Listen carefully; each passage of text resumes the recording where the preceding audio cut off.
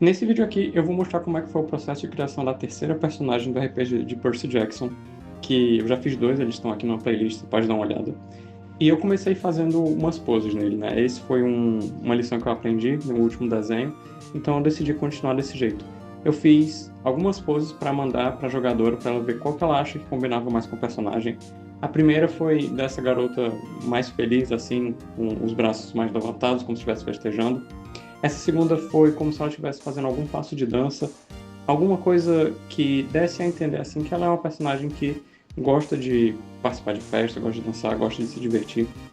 E a terceira pose, essa que seria ela também dançando, mas segurando ali uma bebida, eu acho que será o que combina com a personagem, porque enfim, a Maia, ela é uma filha de Dioniso, que é o deus do vinho, é o deus das festas, então isso era alguma coisa que precisava transparecer na aparência dela também. Tinha que ter algum tipo de indicação de quem que ela é. Quando eu terminei de fazer essas três poses, eu mandei elas para a jogadora para ela escolher. E ela acabou escolhendo a primeira, então foi com ela que a gente seguiu.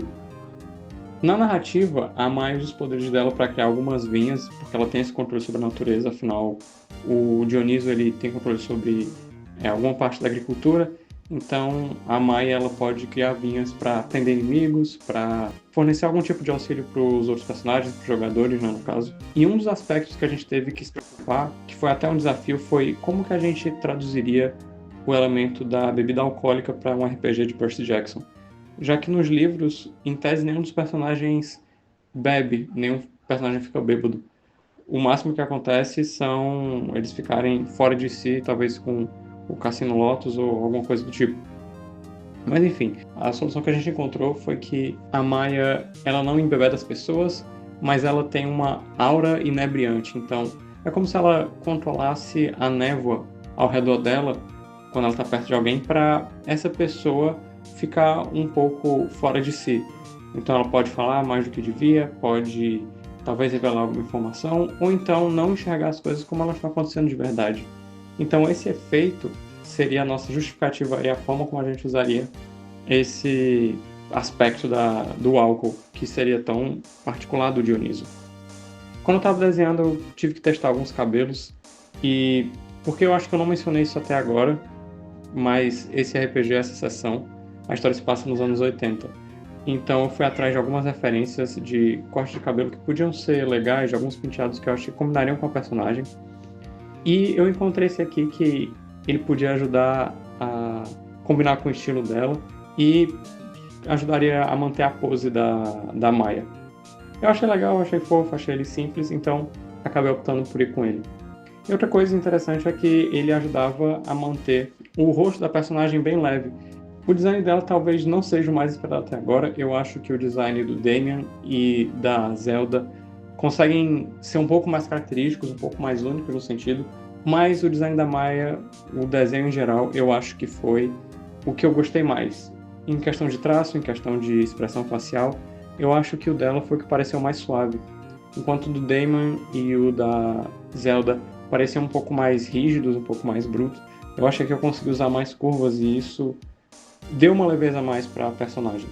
Além do mais, como ela precisava ter um rosto mais leve, conseguir usar mais curvas assim foi uma surpresa bem agradável. Quando eu estava desenhando, eu estava gostando bastante do que estava acontecendo, só que um dos desafios era o sapato. Eu acho que isso é um problema mal resolvido ainda para mim, eu não consigo desenhar sapatos muito bem.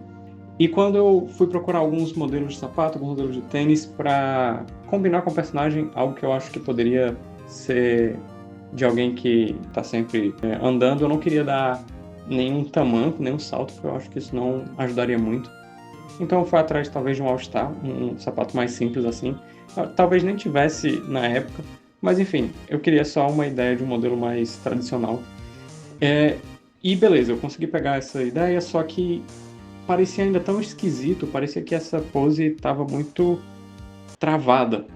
Então eu decidi, tá, e se ela estivesse pulando, se ela estivesse comemorando alguma coisa? E quando eu fiz isso, tudo se encaixou assim, como se fosse mágica. Porque fazia mais sentido, parecia que ela estava pulando, parecia que ela estava se divertindo com alguma coisa, talvez ela estivesse no meio de uma festa. talvez em algum show, alguma coisa do tipo. E aí tudo isso encaixou ali e eu acho que ficou uma pose até mais dinâmica do que ela simplesmente com os pés no chão e com os braços levantados. Esse foi o desenho que eu demorei mais para fazer dos três até agora. Apesar de logo de cara eu não ter cometido o mesmo erro de errar o tamanho da tela, eu fiquei bastante preocupado com as proporções do personagem. Eu acho que não ficou perfeito.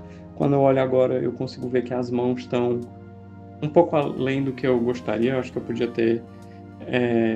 além não, né? Aquém do que eu gostaria. Eu podia ter deixado elas um pouco mais suaves, um pouco mais delicadas, talvez. Mas enfim. Eu demorei bastante nele porque eu fiquei tomando mais cuidado com o pincel que eu estava usando para deixar tudo mais suave, não deixar tudo tão reto. Quando eu parti para os acessórios, eu não tinha muita noção de como eu poderia fazer isso. Eu não sei o que é que eu poderia colocar. Então, nas cores isso fica mais aparente. Eu acho que como a cor do Dioniso que a gente associa mais é o roxo, eu não queria botar ela, porque isso ficaria talvez causando algum problema, porque a gente tem o acampamento Júpiter que usa roxo como cor predominante, enquanto o acampamento Meu Sangue usa o laranja. Então eu coloquei o roxo ali em alguns detalhes do sapato, na liga do cabelo, tinha que ter roxo no colar dela, ela está há 4 anos no acampamento, é a que está mais tempo dos personagens dos jogadores. E talvez eu pudesse ter colocado alguma pulseira, algum brinco, alguma outra coisa assim que chamasse a atenção e tivesse um destaque roxo. Mas enfim, isso é algo que eu acho que eu posso cuidar para um redesign dela se eu for fazer mais na frente. E enquanto estava pintando, eu decidi usar mais tons, eu mesclei mais. Apesar de no desenho da Zelda eu ter usado cores mais diferentes, eu acho que aqui eu consegui dar uma profundidade maior pro personagem, porque eu acabei mesclando. A iluminação não é a mais inspirada de todas, mas eu acho que até que não importou tanto nesse ponto aqui. Eu acho que a luz rebatida trouxe uma profundidade legal e deu um destaque para as partes do corpo que estariam completamente na sombra. O rosto eu acho que eu consegui mesclar um pouco melhor.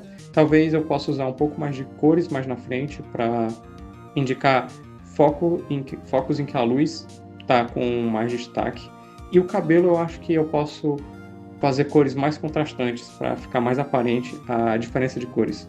Então vamos dar uma olhada como que isso aqui ficou no final.